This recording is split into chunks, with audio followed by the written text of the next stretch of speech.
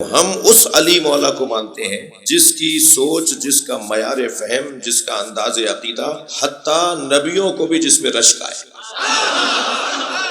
الہی کفا بی فقرا ان تکونا لی ربا، یا اللہ مجھ علی کا سب سے بڑا فخر یہ ہے کہ تو میرا رب ہے۔ الہی کفا بی عزا ان اکونا لکا عبدا، یا اللہ علی کا سب سے بڑا اعزاز یہ ہے، علی کی سب سے بڑی عزت یہ ہے کہ میں تیرا بندہ ہوں۔ دیکھیے فخر اور عزت کے اندر مولا فرما رہے سب سے بڑا فخر میرا یہ ہے کہ تو میرا رب ہے، اور علی کی سب سے بڑی عزت یہ ہے کہ علی تیرا بندہ ہے۔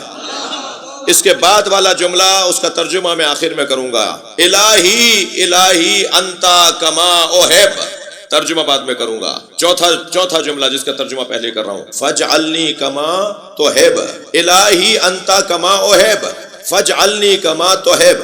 چوتھے جملے کا ترجمہ یہ ہے کہ یا اللہ مجھے ایسا ہی بندہ بنا دے جیسا تو چاہتا ہے۔ اللہ اکبر۔ اب میں تھوڑا سا آپ سے توجہ اور چاہوں گا، یہ علی مولا کی دعا قبول ہو رہی ہے، مجھے ایسا بندہ بنا دے جیسا تو چاہتا ہے۔ اب جو معیار بندگی علی کی ہے نا، وہ وہی ہے جو اللہ چاہتا ہے،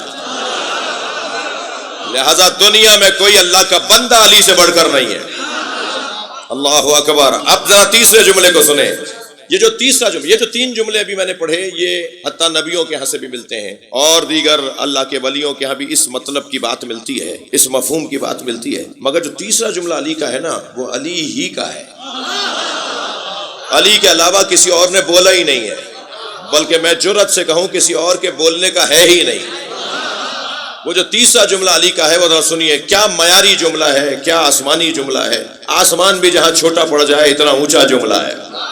میرے مولا فرماتے ہیں الہی انتا کما احب، تو ایسا ہی اللہ ہے جیسا علی چاہتا ہے۔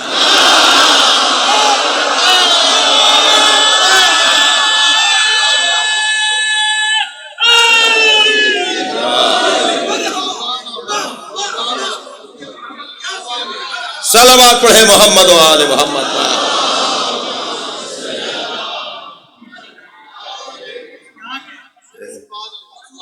اس ایک جملے پر ہم ساری زندگی غور کرتے رہیں تو اب علی بتائیں گے کہ اللہ کے ہاتھ ہیں یا نہیں، اب علی بتائیں گے کہ اللہ کے پیر ہیں یا نہیں، اب علی بتائیں گے کہ اللہ کا جسم ہے یا نہیں، اب علی بتائیں گے کہ اللہ کی طرف اشارہ ہو سکتا ہے یا نہیں، اب علی بتائیں گے کہ اللہ کو محدود کر سکتے ہیں یا نہیں، اللہ کہاں کہاں ہے اور کہاں نہیں ہے، یہ ساری بحثیں علی بتائیں گے۔ جب اللہ کے بارے میں سب علی بتائیں گے تو ہر ولی جوتیاں سیدھی کرے گا یا نہیں؟ جسے بھی اللہ کا ولی بننا ہے اسے پہلے علی علی کرنا پڑے گا۔ تب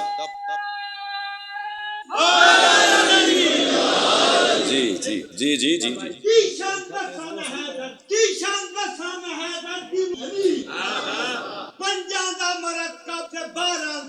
واہ،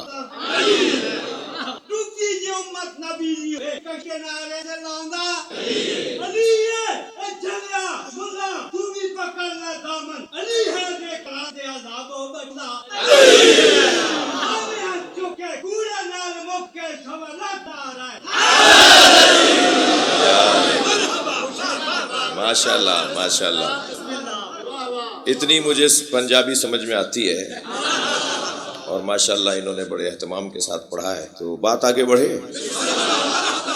عزیزان گرامی، میری اور آپ کی عزت ہے کہ ہماری زبان پر مولا کا نام ہے۔ تھکے نہیں میری باتوں سے، تھوڑا سا یہاں وینٹیلیشن کا انتظام آئندہ آپ بہتر کور لیں گے۔ توجہ چاہوں گا آپ سے، توجہ میری طرف رہے۔ ذوبوا فی علی کما ہوا ذاب فی اللہ، علی میں ایسے گم ہو جاؤ جیسے علی اللہ میں گم ہو گیا۔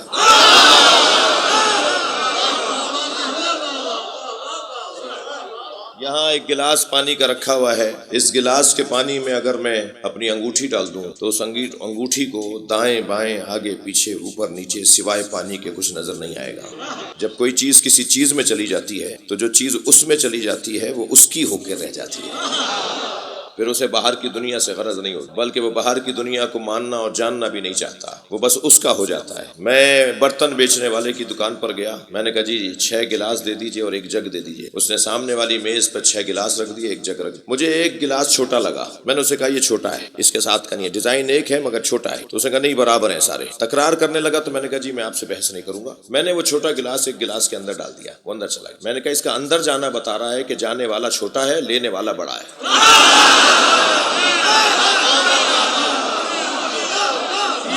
جب میں کہوں گا کہ علی میں گم ہو جاؤ جیسے علی اللہ میں گم ہو گیا، تو جہاں علی گم ہو جائے وہی تو اللہ اکبر ہے۔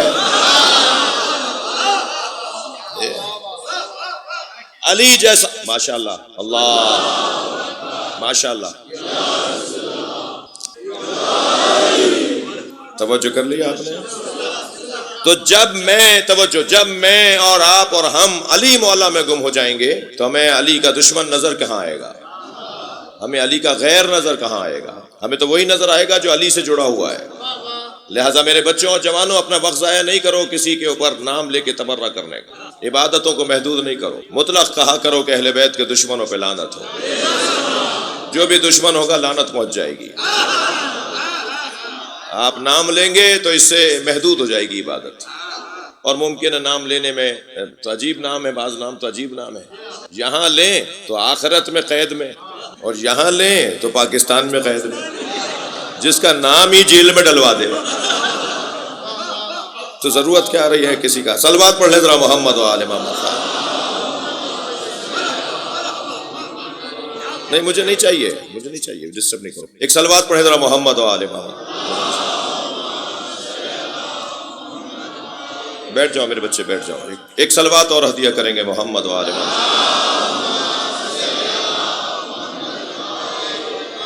توجہ میرے ساتھ ہے حضرات کی۔ میں نے آپ کے سامنے جو آیت تلاوت کی ہے اس کا ترجمہ تو سن لیجئے۔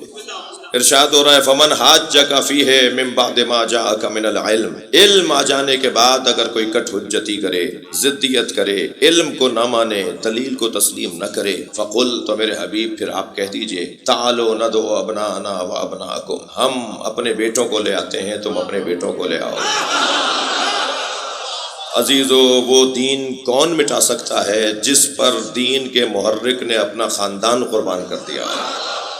نبی اپنے بیٹوں کو لے کے جا رہے ہیں، وہ کوئی اور ہوں گے جو دوسروں کے بیٹوں کو بھیجتے ہوں، مگر جو نبی اور نبی والے ہیں وہ گھر والوں سے بات شروع کرتے ہیں۔ جس کا کام اپنے گھر سے شروع نہ ہو وہ مکمل اور کامیاب رہنما نہیں ہے۔ ساری دنیا تو اسے مانے مگر اس کے گھر والے ہی اسے نہ مانے تو انتہائی ناکام آدمی ہے۔ سب تو اس کی تعریفیں کریں مگر زوجہ محترمہ اس کے نام سے نفرت کرتی ہوں، بیٹیاں گھر آ جائے تو گھبرا کر کونے لگ کے بیٹھ جاؤں، بچے گھبراتے ہوں، ڈرتے ہوں کہ ابا آ گئے، یا ابا گھر میں آ رہے ہیں یا جلاد آ رہا ہے۔ جس گھر میں بڑوں کا، مردوں کا آمد و رفت جلادوں کی طرح ہو، سفاکوں کی طرح ہو، تو وہ تو کامیاب انسان نہیں ہے۔ جو گھر والوں کے لیے اچھا نہیں ہے وہ گلی والوں کے لیے کہاں اچھا ہوگا، وہ علاقے والوں کے لیے اچھا کہاں ہوگا۔ میں نے اپنے بچوں اور جوانوں سے کہوں گا خبردار، سب سے بڑی عبادت اپنے اخلاق کو بہتر کرنا ہے۔ یہ مسکراتا ہوا چہرہ خود صدقہ ہے، آتے جاتے اللہ کی راہ میں صدقہ دیا کرو، مسکرا کے بات کیا کرو۔ یہ ہمارے چہرے پہ جو مسکراہٹ آتی ہے یہ معاشرے میں امن پھیلاتی ہے۔ البتہ شریعت کا خیال رہے، ہر ایک کو دیکھ کے نہ مسکرائیے گا۔ صلوات پڑھیں ذرا محمد و آل محمد۔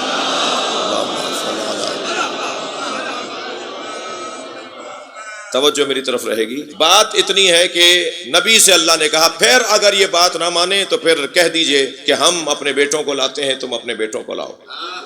وَنِسَاءَنَا وَنِسَاءَكُمْ، ہم اپنی بیٹیوں کو لاتے ہیں، تم اپنی بیٹیوں کو لاؤ۔ ممکن ہے مجلس سے مجھے اترتے کے ساتھ ہی کوئی روک لے کہ مولانا اتنی عربی تو ہمیں بھی آتی تھی، آپ نے نساء کا ترجمہ بیٹی کیوں کیا ہے؟ نساء تو عورتوں کو کہتے ہیں، یا آپ کہتے ہیں نا کہ ہم اپنی عورتوں کو لاتے ہیں، تم اپنی عورتوں کو لاؤ، آپ نے کہہ دیا ہم اپنی بیٹیوں کو لاتے ہیں، تم اپنی بیٹیوں کو لاؤ۔ ترجمہ تو مولانا ٹھیک کیجئے، تفسیر پر اعتبار کیسے کریں؟ تو میں نے جواب یہ دینا ہے کہ جب کبھی ابن کے ساتھ امرا کا یا نساء کا لفظ آتا ہے تو وہ قرینے کی بنیاد پر، ابن کے ساتھ کیونکہ نساء آیا ہے تو قرینے کی بنیاد پر نساء کا ترجمہ بیٹی کریں گے، کیونکہ آگے بیٹا لکھا ہوا ہے۔ یہ قاعدہ بتا رہا ہوں آپ کو، اور دلیل بھی دوں گا۔ صرف قاعدہ جب تک مصداق نہ ہو، شاہد مثال نہ ہو، جب تک قاعدے کے اوپر دلیل نہ ہو تو وہ بات معتبر نہیں ہوتی نا. تو ابن کے ساتھ اگر نساء کا لفظ آئے تو قرینے کے مطابق ہم ترجمہ کریں گے کہ یہاں بیٹا کیونکہ ذکر ہوا ہے تو اب یہ بیٹی مراد ہے. اور اگر قرینے کے اندر ان عورتوں سے متعلق زوجہ کے احکامات بیان ہو رہے ہوں تو پھر نساء کا ترجمہ بیویوں کریں گے، بیٹیاں بھی نہیں کریں گے. مثلا قرآن مجید میں لفظ نساء نبی کی زوجاؤں کے لیے بھی آیا ہے، مگر وہ ہم نے قرینے سے سمجھا کہ یہاں نبی کی زوجہ مراد ہے. یا نساء النبی لستن کاحد من النساء ان اتقیتن، اے نبی کی زوجاؤں تم عام عورتوں کی طرح نہیں ہو، شرط یہ ہے کہ تقوی اختیار کرنا. وقرن فی بیوتکن، اور گھر میں ہی رہنا ہے. یہ چھ شرطیں لگا دی ہیں اللہ نے نبی کی زوجاؤں پر، 6 شرطیں لگا دی ہیں کہ یہ کام تمہیں کرنا ہے.